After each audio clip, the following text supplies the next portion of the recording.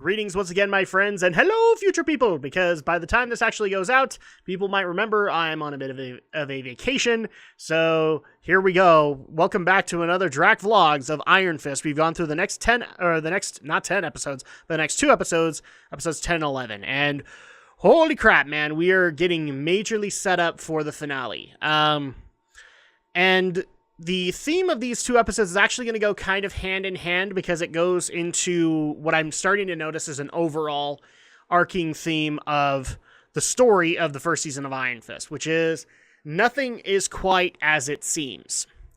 And I'm going to need to explain that a little bit before we go into the episodes. So people might remember, like, when Danny returned home, he thought everything was going to be all hunky-dory and everything was going to be good. And then he had those fights with Joy and Ward. And then at that point, after he got all that resolved, he thought his enemies were behind him, and then came Harold. And after Harold came in, then we had to deal with the Hand, and things got thrown on their head again with the appearance of Madame Gao. This is again throwing Danny on his head once again, because we find out more of another big reveal. We already have one potential villain with the fact that Harold's back and he's very much unhinged, but we also get the emergence of another one. And so let's go ahead and start things off with episode 10, which if people will remember, Danny called up Colleen Sensei. Sensei taught him how to heal her using his Iron Fist powers, and then basically took him, Colleen, Madame Gao off somewhere. And when we start up episode 10, we find out that they're at a compound that Colleen is very happy with because she's been here before. She's learned martial arts here. And then we get introduced, or Danny gets formally introduced to Bakudo. And Bakudo is very nice. He seems like he wants to be able to help the Iron Fist. In fact, he actually teaches the Iron Fist how to recharge his chi, so that at that point he can recover from the healing as well as be able to see what he can potentially do as an Iron Fist. But then we start to have a lot of weird questions about it. So this is a compound in the middle of New York. No, it's not the Xavier Institute. That would be awesome if it was. But it is training people in martial arts and supposedly has good intentions. However, as Danny starts to talk with Bakudo a little bit, we start to notice that he has kind of a cult setting in this compound. Like, we actually get to meet with Daryl, one of Colleen's former students, who we were told, like, got on a scholarship and got to go to a college or whatever, and this is actually where he went. So we find out a little bit more about the surroundings. There's a curfew. There's all this other stuff that basically makes it sound like a cult or cultish compound. And on top of that, it doesn't help when we have a discussion with Bakudo and Danny, where Bakudo has no problem showing what the Iron Fist can do. They have some, like, old Chinese military footage of the Iron Fist, and so he can actually see now what the Iron Fist is capable of doing, but a lot of his emphasis in the conversation goes towards, I want to partner with you, I want to work with you, to accomplish my goal, which is to basically, at that point, the opposite of what Madame Gao does. We're better than Gao.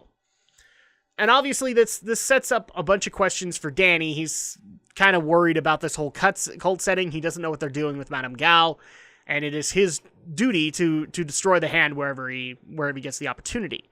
So he starts hunting down Gao, and they find out that she's basically in this cushy little prison-esque room where she kind of starts the wheels of flowing for Danny again. She starts playing the little manipulation game, but with half-truths.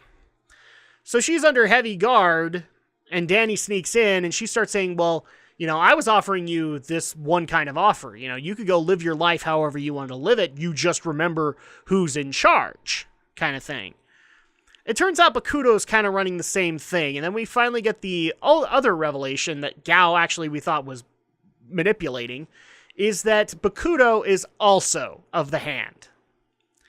Now, the other thing I need to clarify, because some other people have clarified it for me, but now we kind of have the feeling that Gao is a member of the Hand. She's never actually admitted she was, I don't think, in the Daredevil seasons, or I think she showed up a little bit in Jessica Jones and Luke Cage, but not that much. But she's never actually admitted that she was hand. The other guy, Nobu, did, but Gao never did until Iron Fist. So now we know she's part of the hand.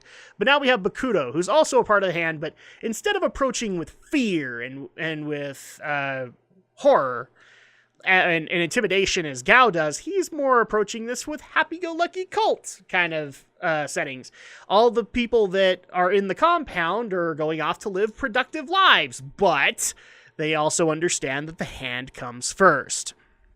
So we start to realize that Colleen isn't a potential enemy, but she doesn't get what she's involved in. You know, she's very much convinced that this is not the hand that he knows of. This is a good hand. And unfortunately, Danny can't buy any of it. He has officially torn himself away from Colleen. He doesn't know who to trust. And he actually tries to make his way out of the hand's little compound and has a showdown with Bakuto.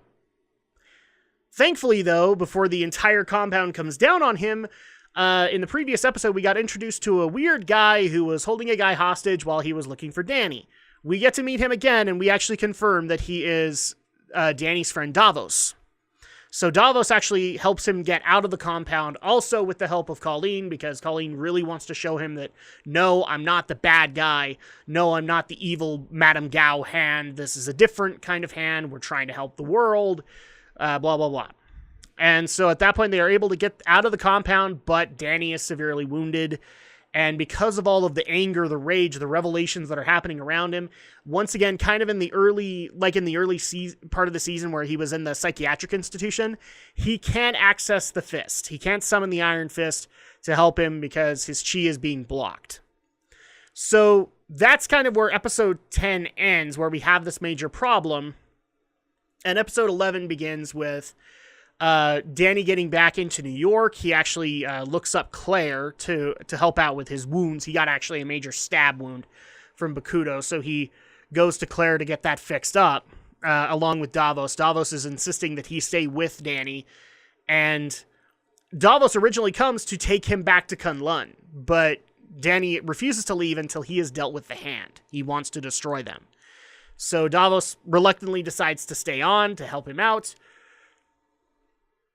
And they go to Claire's apartment, where we have a couple of revelations with both of those two characters. Danny tries very hard to get over his anger, his frustration with all of these revelations coming to him all at once. And one of the things that doesn't help with that is that Colleen actually comes to Claire's apartment to come to talk to Danny. And they have a little bit of a moment where she tries to explain, no, we're the good hand. Danny's not listening to any of it. And frankly, I would understand that, because the hand is the hand, and that's all that matters. So that kind of sets Colleen on a separate path where she wants to try and prove that we're the good guys. And so at that point, she kind of says, okay, I'll do this outside the hand. Besides the fact that she also actually got ordered by Bakuto to keep tabs on Danny, but she's decided that she's not gonna report back. She needs to prove to Danny that they're the good guys. So at that point, we also have a couple of revelations with Davos. Davos is Danny's friend, but he is also resentful of Danny because he thought he was literally being groomed to be the Iron Fist before Danny Rand came about. So he's kind of a reluctant friend. Like, he wants to make sure that Danny can do his job. He has no problem being Danny Rand's second, because he has no problem insisting the Iron Fist. But then there's a bit of resentment because Danny left. And that's why Davos decided to come into the world to find Danny, to bring him back to Kunlun, whether he wants to go back or not. And so we have that interesting dynamic going with those two individuals as a friendship, as well as individual characters. So you have those two things happen. You also have Claire just trying to be the intermediary, trying to figure out what the heck is going on with the monks of Kunlun, what the heck is going on with the hand, and all of that stuff. So it's really kind of a catch-up episode from all of the revelations that are happening, but at the same time, we've also had another major revelation happen. Harold, in the previous episode, has approached Joy. Joy is now working with Harold, and they're trying to work on taking care of the hand. What also happens in that is that since Gao is out of the picture, Bakudo approaches Harold and says, you now have somebody else from the hand managing you, except I'm not as bad as Madame Gao. I'll let you do whatever you want, and that's going to be it. But at the same time, he's also taking a lot of the finances that Gao was holding in Rand and moving it out for his own purposes. So Harold's not happy about that, and neither is Joy. But Joy is now working with Harold, so they try to start coming up with a plan of, how could we stop Bakudo from using these resources, and then at that point we can use this to our advantage. Eventually, Danny and Davos meet up with Harold and Joy, and they come to a plan where basically they say, now that we're... this is actually another thing that I need to bring up. So, because of the whole Harold situation, Joy actually does get reinstated with Rand, because he basically, through Cloak of Darkness and through help from Bakudo, actually goes to Lawrence Taylor, the guy who kicked them out in the first place, and has him killed. At that point, now that there's a power vacuum, Joy comes in to fill the vacuum, kind of thing. So they reinstate her, and they also reinstate Danny into Rand. So now that we kind of filled that up, the plan here is that they now know where all of the accounts are that Bakudo is trying to take money from. They're going to cut it off, which would draw Bakudo out into the open to handle. Unfortunately, it doesn't, really work that way, but they try to do their very best to try and get this moment where Danny can take care of Bakudo and Harold can regain control of Rand.